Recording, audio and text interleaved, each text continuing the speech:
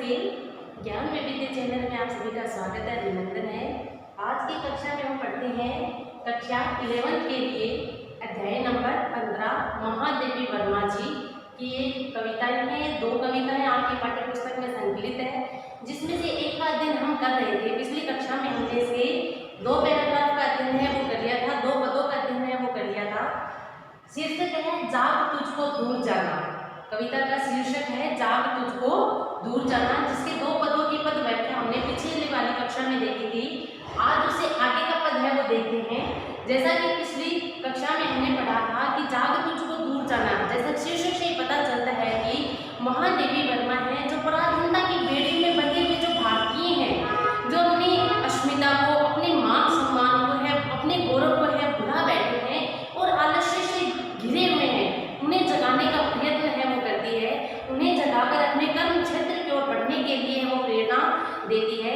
उसी बात के लिए कहती हैं कि जाग तुझको दूर जाना। एक बार थोड़ा सा रिवीजन कर देती हूँ 2 पैराग्राफ का। सजग आंखें उन्नींदी आज कैसा व्यस्त पाना, जाग तुझको दूर जाना। कि हे मनुष्य, हमेशा से सजग रहने वाली तेरी आंखें आज नींद से भरी हुई क्यों है? आज इनमें आलस्य है वो क्यों दिखाई दे रहा है? हे मनुष्य, तुझे आलस करके नहीं है भारतीय, तुझे आलस नहीं करना है, बल्कि तुझे तो अपने स्वाधीनता पाने की जो मंजिल है उस तक जाने के लिए अभी बहुत दूर जाना है। इसलिए तू जाग जाग खड़ा हो। अचल हिमगिरी के हृदय में आँच चाहे कम बोले, या प्रलय के आंसुओं में मौन अचल व्योम बोले। तेरे चाहे अचल हिमगिरी कि अचल जो हिमगिरी है, हिमालय पर्वत जो अचल खड़ा है, अटल खड़ा हुआ है, आज चाहे उसके हृदय में कंपायमान क्यों न होने, वो कंपित क्यों न होने, वो हिलने तक क्यों न लग जाए, या प्रलय के आंसुओं से मौन अलसित व्योम रोले। व्योम यानी आसमान, चाहे आसमान है वो प्रलयकारी वर्षा ही क्यों न कर दे, प्रलयकारी वर्षा ही है, आंसू रूपी प्रलयकारी जो वर्षा है वो क्यों न कर दे, लेकिन तुझे अपने आप को अडिग रखना है। तुझे अपने कर्म क्षेत्र की ओर है वो निरंतर है वो अग्रसर होते रहना, अपने कदमों को पीछे नहीं हटाना है बल्कि आगे बढ़ाते चले जाना है। आज भी आलोक को डोले दीमक की खोज है, भले ही आज वर्तमान परिस्थितियां हैं जब हम पराधीन है, पराधीनता की बेड़ियां भारत माँ के पैरों में गिरी हुई है, पड़ी हुई है, तो भले उस बंधन में बंधी हुई है, तो भी आज कहते कि आज भी आलोक को डोले। तिमिर, तिमिर यानी अंधकार, आज अंधेरा है उस आलोक को पी गया है, उसे स्वतंत्रता रूपी स्वाधीनता रूपी जो प्रकाश है, आलोक है, उसे आज ये पराधीनता रूपी अंधकार है वो भले ही पी गया हो, तुम्हें उस अंधकार को है वो हटाना है और वापस स्वाधीनता का जो उजाला है, आलोक है, प्रकाश उसे फैलाना है। जाग कर विद्युत शिखाओं में निष्ठुर तूफान बोले, चाहे आज आसमान से गिरने वाली जो बिजली है, आसमान में चमकने वाली बिजली है वो चमकने लग जाए, चाहे निष्ठुर तूफान है वो आने लग जाए, वो डोलने लग जाए और पूरी पृथ्वी पर है हाहाकार मच जाए, लेकिन मुझे तो आगे ही बढ़ना चाहिए।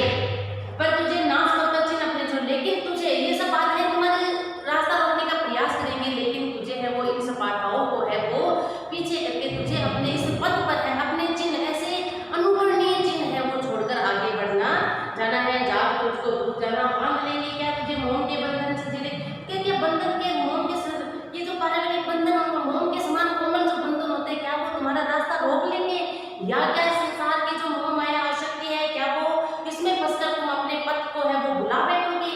ऐसा प्रश्न है वो कवित्री है वो करती है भारतीय नागरिक से। तो क्या तुम्हारी बाधा बन जाएगी तितलियों के ये रंगीन पंख, अर्थात इस संसार के जो ये रंगीनियां है, इस संसार के जो ऐशो आराम है, जो ये विलासितापूर्ण जो जीवन है, क्या तुम्हारे पथ की बाधा बनकर खड़े हो जाएंगे? क्या वो तुम्हारा मार्ग रोक पाएंगे? विश्व का क्रंदन भुला देंगे मधुप्रिय, लेकिन तुम जब इस विश्व का क्रंदन सुनोगे, इसके जो ये चित्कार सुनोगे, पराधीनता के जो चित्कार सुनोगे, तो तुम अपने सारे सुखों को है या मधुर की ये मधुर यानी भौरे की जो मधुर गुनगुन होती है उसे भी तुम भुला बैठोगे। क्या डुबा देंगे तुझे फूल के तल वो सीधे रोकते थे, क्या तुझे ये फूलों पर जो जमने वाली वो उसकी बूंदें क्या वो तुझे भिगो देंगी, गला देंगी, अर्थात तुम्हारे मन को है वो पिघला देंगी? अर्थात नहीं। हे भारतीय, तू तो अपनी छां को अपने लिए कारण नहीं पा रही, तू तो अपनी छां है उसे अपने लिए ही है अंधकार है वो मत बना, तू तो कर्म पथ पर है वो आगे बढ़ता चल, तुझे तो अभी बहुत दूर जाना है। ये 2 पैराग्राफ। तीसरा आज हम देखते हैं कि वज्र का एक छोटे अश्रु गढ़ में धो गलाया, देख किसे जीवन सुधा तो बूढ़ मदिरा मार लगाया। कहती है यहाँ की हर सुसुप्त नागरिक के लिए कहती है, जो भारतीय नागरिक अपना चिंता की बेड़ियों में फंसे हुए आलस्य से घिरे हुए उन्हें जगा के महादेवी वर्मा जी कहती है कि वज्र का एक छोटे अश्रुकण में दोहराए वज्र का जो उड़ था तेरा, वज्र का उड़ है यहाँ, उड़ यानी हृदय। तो कहते तुम ये बात है, तुम्हारा जो हृदय था ये एक सैनिक के लिए कहते हैं कि सैनिक जो अपने हृदय को कठोर बना देते हैं, वज्र सा पत्थर के जैसा कठोर बना लेते हैं। तो वज्र का जो उड़ था एक क्या वो एक छोटे से आंसू के कण में है वो गल जाएगा, क्या उसे गला दिया जाएगा? क्या तुम्हें एक छोटे से आंसू के का जो बूंद होती है, आंसू का जो कण होता है, उसके सामने तुम अपने जो लक्ष्य है, अपनी मंजिल है, अपने पथ पर है, क्या तुम भुला बैठोगे? ऐसा नहीं है। तुम हमेशा से एक भारतीय सैनिक जो रहा है उसका हृदय वज्र के समान कठोर रहा है, सब बाधाओं को पार करता हुआ वो है स्वाधीनता की ओर बढ़ने वाला होता है। तो कह रहे क्या एक छोटे से आंसू कण से तुम अपने हृदय को जो पत्थर का हृदय है क्या उसे गला दोगे? धोकर है क्या उस आंसू के बूंद में तुम धोकर अपने पत्थर के हृदय को है तुम गला बैठोगे? क्या तुम ये सांसारिक बाधाएं तुम्हें रोक देंगी? तुम अपने पथ पर आगे नहीं बढ़ पाओगे? देख इसे जीवन सुधा और हे सैनिक हे नागरिक जो पराधीनता में फंसा हुआ है, पराधीनता में घिरा हुआ है, तो क्या तुम जीवन सुधा, जीवन रूपी सुधा यानी अमृत, क्या तुम जीवन रूपी जो अमृत है इसे तुम किसी औरों को देकर, यहाँ जीवन रूपी अमृत है वो किसके प्रतीक है? स्वाधीनता का, स्वतंत्रता का प्रतीक। तो जीवन रूपी जो सुधा है, अमृत है, स्वतंत्रता रूपी जो अमृत है, क्या तुम इसे किसी और को दे दोगे? अर्थात तुम्हारी स्वतंत्रता पर कोई भी आकर है वो कब्जा कर ले, कोई भी आकर उसको छीन ले, तो क्या तुम उसे छीनने दोगे? दो घूंट मदिरा मान ले और उसे स्वतंत्रता रूपी जो सुधा है, अमृत है, जीवन रूपी जो अमृत है उसे देकर क्या तुम आलस्य रूपी घूंट मदिरा, दो घूंट मदिरा आलस्य, पहला जमाने में मदिरा पी के लोग मस्त हो जाते हैं, अपने सब कर्मों को भूल जाते हैं, अपने सब कार्यों को भूल बैठते हैं। तो क्या कह रहे कि तुम अपना जीवन रूपी अमृत है वो किसी और को देकर आलस्य रूपी जो मदिरा है इसे तुम अपने जीवन में अपना लोगे, अर्थात अपने जीवन में केवल आलस्य को ही समाहित होने दोगे, आलस्य से ही घिरे रहोगे, अर्थात अपनी स्वतंत्रता के लिए तुम कोई प्रयास नहीं करना चाहोगे। ऐसा प्रश्न है वो करती है प्रश्नवाची में। सो गई है आंधी मले की वाद का उपधान ले, वाद का उपधान मतलब वाद यानी हवा, हवा का सहारा, हवा का सहारा।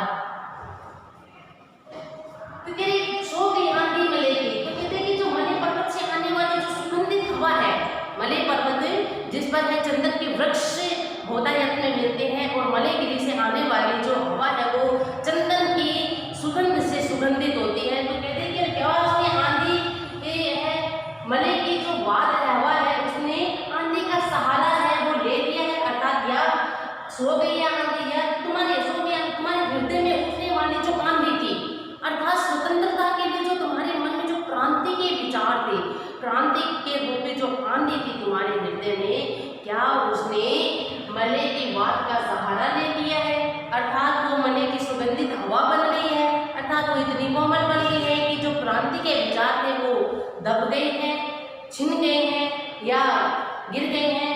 तो यही बात कह रहे हैं कि सो गई आंधी की तुम्हारे हृदय में, आंधी से मतलब यहाँ है क्रांति रूपी आंधी, कि तुम्हारे हृदय में जो क्रांति रूपी आंधी चलती थी अपने स्वाधीनता को लेकर, अपने स्वाधीनता प्राप्ति के लिए, तुम्हारे हृदय में हे भारतीय, हर भारतीय, हे नागरिक, हे मनुष्य, क्या तुम्हारे हृदय में जो आंधी, क्रांति रूपी आंधी चल रही थी, क्या वो सो गई है? और किसका सहारा लेकर? मले की वाद का उपधान, मले यानी मलेगिरी की सुगंधित हवा का सहारा लेकर उसमें हो गई है, उसको उससे सुगंधित हवा का सहारा लेकर क्या वो क्रांति की आंधी है वो सो गई है, अर्थात कि ये जो पराधीनता की बेड़े जिसने डाली हुई है उसने तुम्हें थोड़ा सा लालच दिया होगा, तुम्हें सुगंधित हवा, मले की वाद जैसा सुगंधित हवा का है वो लालच दिया होगा, वो क्या तुम उस लालच में आकर अपने हृदय में जो उठने वाले क्रांतिकारी विचार थे उन्हें तुम भुला बैठे, उन्हें तुमने खो दिया है, अर्थात तुम्हें अपनी स्वतंत्रता है वो प्रिय नहीं है? ऐसा प्रश्न करती है विश्व का अभिशाप क्या चिर नींद बनकर पास है?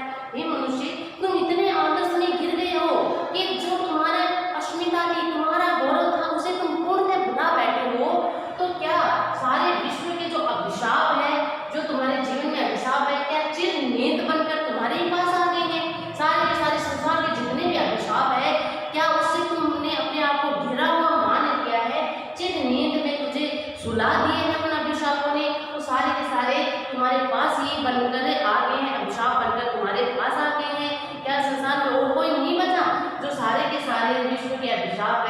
वो चिर नींद लंबी नींद बनकर कालस्य बनकर तुम्हारे पास आ गए हैं। तो क्या तुम्हें कि इस स्वाधीनता के लिए प्रयास नहीं करना चाहोगे? अमरता शुद्ध चाहता क्यों मृत्यु को उनमें बसाना। अमरता शुद्ध, हे अमर पुत्र माने जाते हैं कि जो स्वाधीनता के लिए अपने प्राण न्यौछावर कर देते हैं, वो मर करके अमर हो जाते हैं। तो कहते हैं मनुष्य, तुम तो अपनी स्वाधीनता के लिए, अपनी अस्मिता, अपने गौरव के लिए हमेशा से अपना जीवन दान देते आए हो, तुम तो हमेशा से अमर हो। तो हे अमर सूत्र, चाहता क्यों मृत्यु को उनमें बसाना। क्यों, तुम क्यों चाहते हो मृत्यु के भय को अपने हृदय में बसाकर क्यों भयभीत हो रहे हो, क्यों इस मृत्यु से डर रहे हो। ये मृत्यु तो वास्तव में मृत्यु नहीं है, बल्कि तुम्हारे लिए तो वो वरदान है, क्योंकि ऐसी मृत्यु को पाकर, अपनी आज़ादी के लिए उस मृत्यु को पाकर, या अपनी स्वाधीनता की बेड़ियों को मिटाने के लिए, उन्हें काट डालने के लिए जो मृत्यु प्राप्त होती है, उस मृत्यु को पाकर तो व्यक्ति है वो क्या हो जाता है, अमर पुत्र कहलाता है, अमर कहलाता है। तो क्यों फिर तुम्हें मृत्यु से क्यों डर लगता है? जब तुम ऐसी मृत्यु को पाकर अमर हो जाते हो, तो तुम्हें इस मृत्यु को अपने हृदय में तुम बसाकर क्यों भयभीत हो रहे हो? क्यों? जाग, तुझको दूर जाना है मनुष्य, तू तो जाग, तू तो अपने आप को जागृत कर ले, इस आलस्य को त्याग दे और अपने आप को जागृत करके देख, तेरी मंजिल है वो अभी कितनी दूर है। तुझे तो अभी स्वाधीनता को प्राप्त करने के लिए अभी बहुत दूर जाना है। चौथा पैराग्राफ देखते हैं। चौथा पैराग्राफ, कहने ठंडी सांस में अब भूल गए जल्दी कहानी।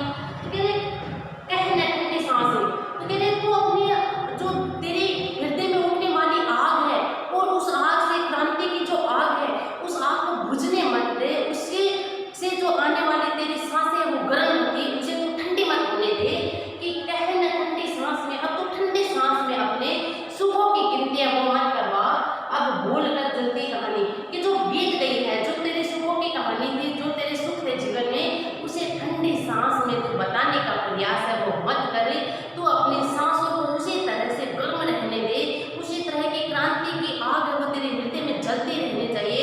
तेरे मुख से निकलने वाली जो वायु है वो हमेशा तपन भरी होनी चाहिए, ताकि तू अपनी स्वाधीनता के लिए आगे है वो बढ़ सके।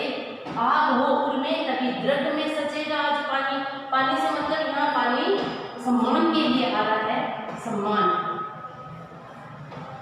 तो कहिए कि आग हो उनमें, तुम्हारे हृदय में आग होगी, उड़िया नहीं हृदय, तुम्हारी आग हृदय में है वो अब इस क्रांति रूपी आग रहेगी, स्वाधीनता को पाने की जो आग रहेगी, तभी तुम्हारी दृढ़ यानी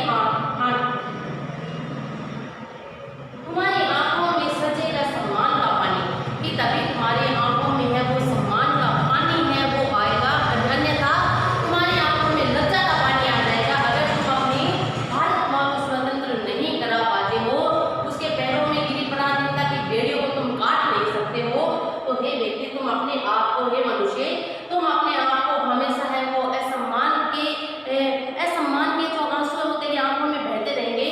लेकिन अगर तुमने आग, उस क्रांति रूपी उस आग को अपने हृदय में जला कर रखा, तभी है वो तुम्हारी आंख में है वो सम्मान का पानी है वो आएगा, और वो सम्मान का पानी तुम्हें हर समय प्रेरित करता रहेगा आगे बढ़ने के लिए, अपनी स्वाधीनता को पाने के लिए, अपनी ये जो प्रतंत्रता है इसे मिटाने के लिए तुम्हें हर समय है वो प्रेरणा देता रहेगा।